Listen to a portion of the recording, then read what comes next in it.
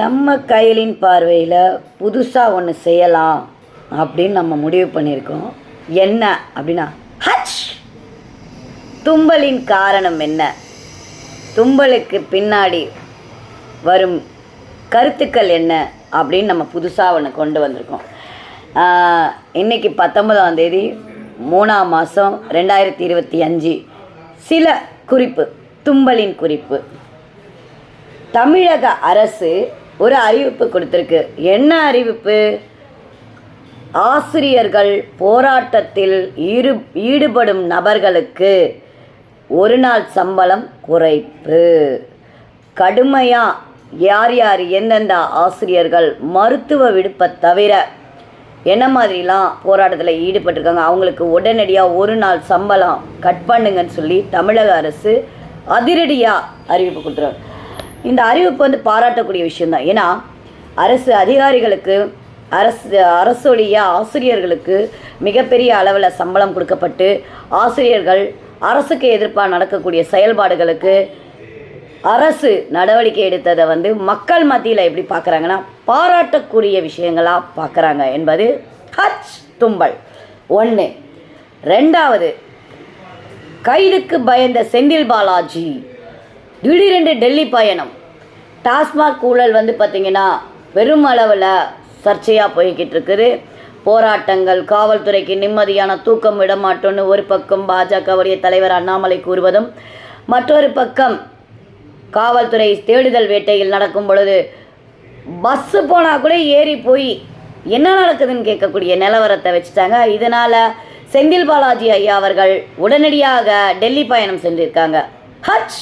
3வது, தும்பலுடைய இதுக்கு என்னென்னா சுந்தர் பிச்சை கூறியிருக்காரு, வெற்றி தள்ளி போகலாம் ஆனால் வீண் போகாது. என்ன வீண் போகாது? செய்த வேலை. இது சுந்தர் பிச்சை சொன்னதுனால இந்த வார்த்தையை நான் சொல்ல வரல.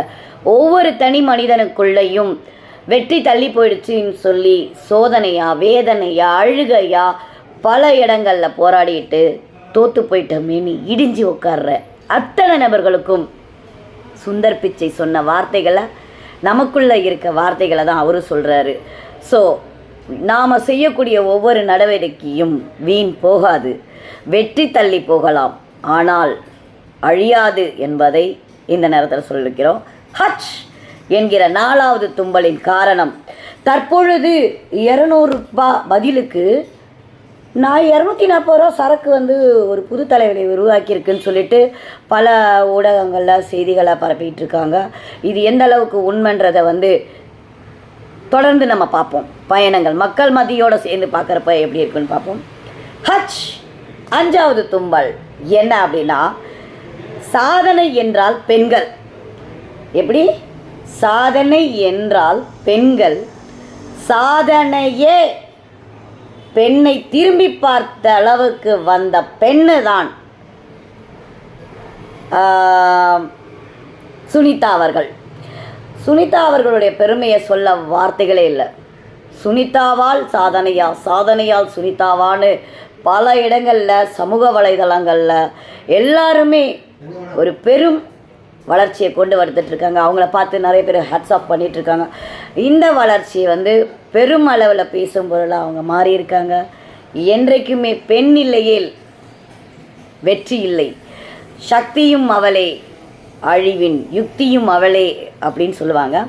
முக்கியமாக இந்த இடத்துல என்னுடைய ஒரே ஒரு கருத்து மட்டும் வைக்கிறேன். என்னென்னா, ஆணுக்கு பின்னாடி பெண்களை நிற்க வைக்கக்கூடிய சில செயல்பாடுகள் நடக்கும். அது அந்த காலம். ஆனால் இன்றைக்கி பெண்களை முன்னிறுத்தி ஆண் பெருமைப்படக்கூடிய செயல்பாடுகளில் வளர்ந்துக்கிட்டு இருக்காங்க. பெண்களால் ஆண்களுக்கு பெருமை என்பதை விட ஆண்கள் நிறுத்தக்கூடிய பெண்களின் மதிப்பு உயர்ந்து கொண்டு வருகிறது என்று கூறிக்கொண்டு ஹச் தும்பலுடன் விடைபெறுகிறேன். உங்கள் அன்பு சகோதரி கயல்விழி.